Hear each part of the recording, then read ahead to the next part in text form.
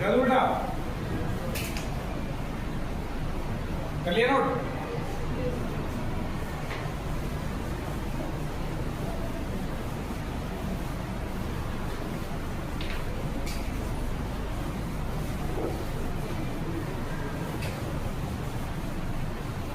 अब देखो exam crack कौन करेगा? Real student.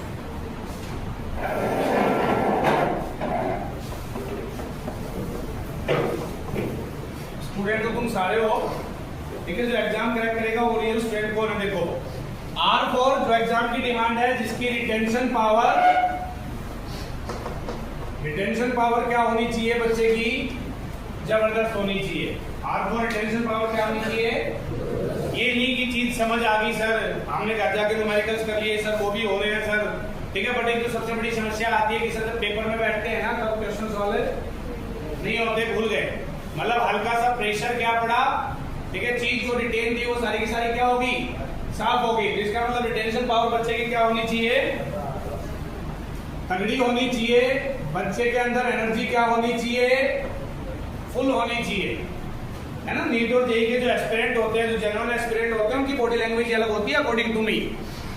ये नहीं कि मतलब अगर वही बात है सुबह से लेकर शाम तक तुम जैसा को कभी ऑब्जर्व कर लो, हमेशा एनर्जी डल, ठीक है। और मैं क्या कहता हूँ, एनर्जी क्या होनी चाहिए हमेशा? दूसरा एटीट्यूड क्या होना चाहिए बच्चे का? एटीट्यूड का मतलब समझते हो बेटा? क्या नजरिया, वो क्या होना चाहिए हमेशा? पॉजिटिव। और हम अपनी तैयारी में है ना 20 to 30% टाइम का लॉस करते हैं एटीट्यूड नेगेटिव होने की वजह से। सर होएगा कि नहीं होएगा एग्जाम, सर ये होएगा कि नहीं होएगा, सर वो होएगा कि नहीं होएगा, ठीक है। और L फॉर बच्चा क्या होना चाहिए? Loyal to target. क्या होना चाहिए बच्चा? Loyal to. सर मैं नीट की तैयारी कर रहा हूँ, अगर MBBS मिल गई तो ठीक ना, BDS BMS कर लूंगा। सर मैं जेईई की तैयारी कर रहा हूँ, IIT मिल गया तो ठीक, नहीं मेरा NIT देखेंगे, NIT नहीं मिला तो स्टेट कॉलेज देखेंगे, और स्टेट कॉलेज नहीं मिला तो BSc देख लेंगे। मतलब सिंपली बच्चा क्या है? टारगेट को लेके लॉयल, और जब तक नहीं होगा तब तक सिलेक्शन आने की प्रोबेबिलिटी भी क्या हो जाएगी? कम हो जाएगी। स्टूडेंट के S मींस बच्चा क्या होना चाहिए? स्मार्ट वर्कर होना चाहिए। क्या होना चाहिए बच्चा? स्मार्ट वर्कर मींस वही कि ऑब्जर्विंग पावर जबरदस्त होनी चाहिए। चीज को पढ़ना किस वे में है, क्वेश्चन किस वे में पूछे जा रहे हैं, उस चीज का एनालिसिस जबरदस्त होना चाहिए, उसको बोलते हैं स्मार्ट वर्कर, ठीक है। T मींस बेटा टैलेंटेड, ईसा पिटा मामला नहीं होना चाहिए, यूनिक पर्सनैलिटी होना चाहिए, ठीक है। ये नहीं कि अपने आप को हमेशा औरों से ही कंपैरिजन करता रह जाए कि वो ये कर रहा है सर, मैं उसके जैसा करने की कोशिश कर रहा हूँ सर। या कुछ बच्चे होते हैं जिन्होंने AI1 के इंटरव्यू देख लिए कि बोला सर AI1 ने ना ऐसे तैयारी करी थी तो मैं भी ऐसी तैयारी करूंगा, ठीक है, उससे मेरी भी AI1 आ जाएगी। हर किसी की कहानी अलग है, ठीक है। तो बच्चा कैसा होना चाहिए बेटा? यूनिक होना चाहिए। D फॉर उसकी क्या होनी चाहिए? डिसीजन टेकिंग एबिलिटी जबरदस्त होनी चाहिए। डिसीजन टेकिंग एबिलिटी बच्चे की क्या होनी चाहिए? जबरदस्त होनी चाहिए।